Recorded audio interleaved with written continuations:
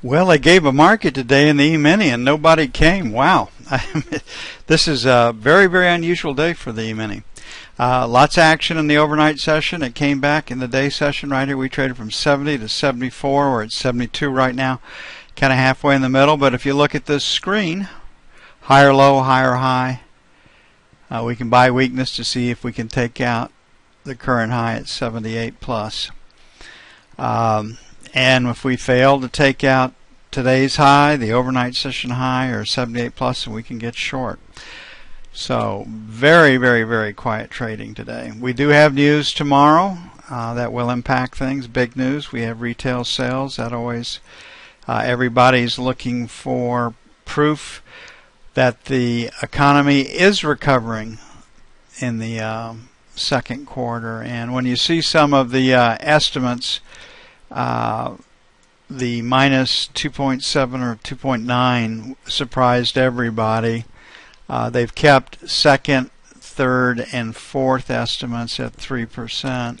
And I think we're going to have a hard time making 3% for the second quarter if the numbers keep coming in the way they do. So right here we are. We've got a profile that's leaning B. So it does not confirm what we had on the F1 screen. Looking at tomorrow's numbers, retail sales, forecast to be up 0.7. That's a big number. The forecast is definitely supportive for the E-mini, not so for financials. X Auto up 0.6. That's very, very supportive in and of itself. Empire Manufacturing, New York. It used to be the New York, but the Empire Manufacturing Index plus 13.2. It'll be lost in the retail sales number. Import-export prices, no one will pay any attention to.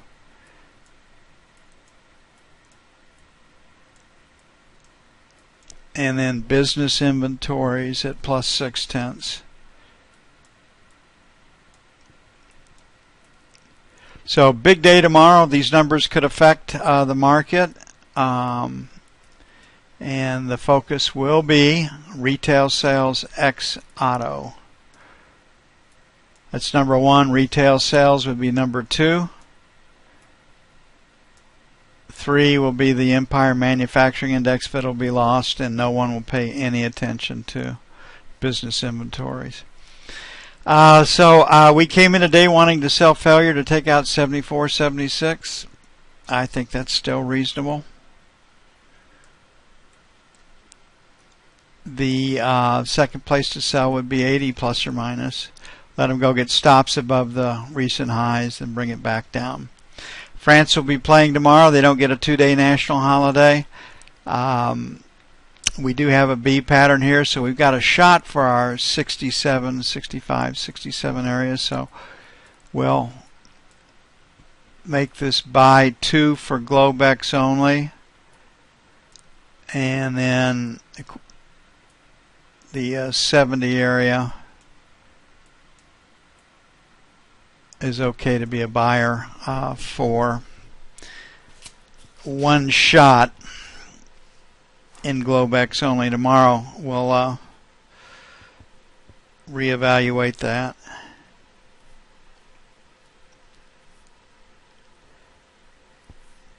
Looking at the ZN, got a little bit faster gratification for that one.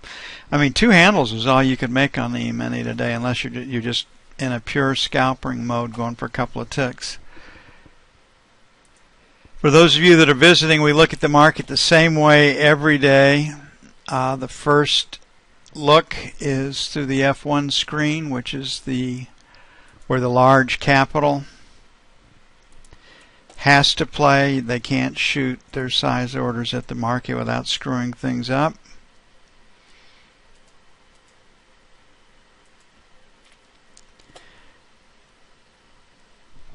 Oh, what happened? Come on, Adobe.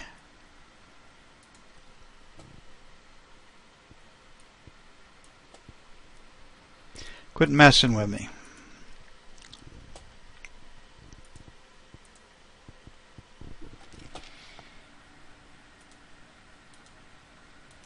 So we got a lower high and a lower low, and that favors a sell, and it also fits the primary dealer's script. We'll F2 back it up, and it does. We got a pretty solid B. We started off wanting to sell 7s to 11s. The trade setup was to get short at 6. The market did trade down to 31, then we lowered our sell down to 1.5 to 3.5, and that also gave you a small winning trade. Not much. Could have made exactly 2 seconds on that one. So very, very slow trading. We gave ourselves a B. And we're pointed lower, so for Globex only, we'll make buy 1 25 to 29 and buy 2 17 to 21. On the sell side, last rotate was 2, so we'll make 1 to 5, sell 1, and then 7 to 11, sell 2.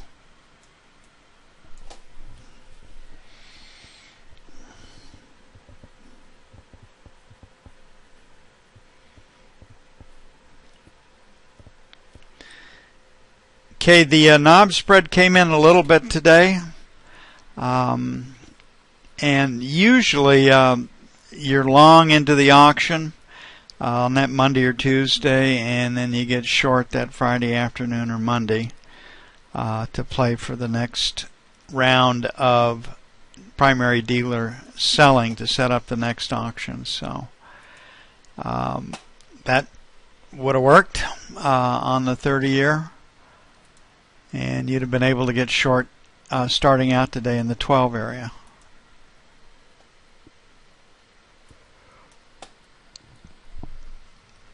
The yield curve is flattening. That does not say economic growth. And if you had to bet on somebody understanding the fundamentals and what's really going on, you'd bet on the bond players. You would not bet on the stock players. One large fund manager says, there is nothing in the news that makes me bullish about the stock market now. And he's a fundamentalist. He understands the Fed play and everything else. But when guys that make their living being successful trading the stock market come in and look at fundamentals, it does give them pause. It's not a comfortable feeling. Okay, value area high is at 7 or 8. We're at 2 right now, so we'll make 5 to 9, sell 1. Pick up this area right here, this 2-letter ledge. Lean against volume right here at 6, and then sell 2. Got a high of 13, got a high of 19, so we'll make 13 to let them get stops above that 17 for sell 2. And if this market's not going to sell tomorrow, we're going to get our first hint in the knob spread. It'll continue to contract. 25.29 buy 1, 17.21 buy 2. So we'll be watching to see how they what they do to the knob spread overnight.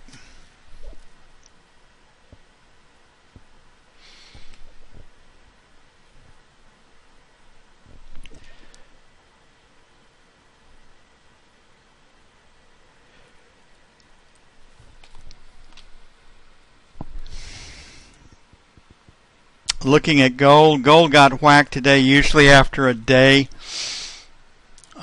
like today in gold, we'll get some recovery, but they're really searching for where is resistance.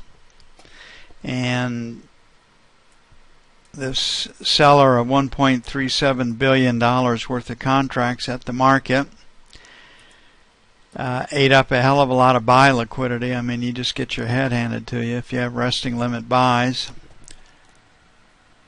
And the most dangerous times to have a resting limit buy or sell on gold is on the opening of Japan, the opening of London, or the opening of the U.S.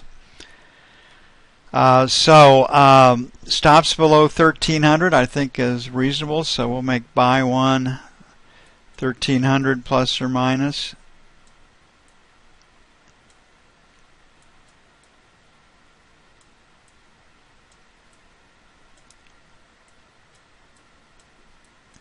And then if we break 1300, there's really good support down 91, so we'll make 90, 93. Or buy 2. On the sell side, last rotate up was 10, so 10 to 12, sell 1, 15 to 17, sell 2. Lean up against that high volume number. And there was no really good fundamental reason for the selling in gold. It's just a large player decided to come in and knock the daylights out of the market. And they did. Okay, crude actually traded pretty close to our expectations today. And we had a sell at 75 to the buck. And we're going higher right now, so we're going to raise that for the overnight. And crude does what gold does after they've had a big down day, that usually pauses and will rotate up looking for resistance where it actually does lie. And there's a couple of spots we need to pay attention to. I still feel we're headed for stops below 100. But if we come down tomorrow and we can't take out 100, we really retest this low, then it's probably a little stronger. I think it is. So we got this high volume number at 35, so we'll make 25 to 50, sell 1, and then 75 to the buck, sell 2. On the buy side, the last rotate down was 45, so we've got 25 to 50 buy 1. That's probably the riskiest trade. I mean, it's a trade that has to work instantly. And then we'll make 75 to 100 for buy 2. And your guess is as good as mine on the euro. It's less than quiet, if you know what I mean. Poor old Draghi came out and talked about it wasn't in no one's best interest that the euro trade higher, and he doesn't get any respect. So he's in a situation where no one believes he has the tool or the authority to materially change where the euro is trading now. Long-term fundamentals to me don't look all that strong for the euro. One article or one school of thought out there is that because of all the restrictions that have been placed on the banking industries, they can really get in trouble if they invest too far from home. So it's created extra demand for domestic paper. Saw that the Portuguese bank's paper that went down last week, defaulted on a payment, was off 8 points today, with Nomura Bank demanding payment for what they owe Nomura. So right here we are. We've got a 33.35 high. We're at 24. We've got like a 15 to 20 low. We're right in the middle, no man's land. So I'm just gonna we're gonna make it 40 to 50 for S1. 65 to 75 for S2. I don't have a strong feeling at all. 36 even to 36.10, and then 80 to 90. Just kind of a play for stops outside where they are. So that's all I have. We actually did pretty well today on our calls. Just didn't have any market to work with. So you all have yourself a great evening. We'll see you bright and early in the morning. The weather's supposed to cool. We're supposed to wake up to fall-like weather tomorrow. So right now it's pushing 90 outside, actually 91 at the latest. So we're looking for some storms to come with us cool down. Y'all have a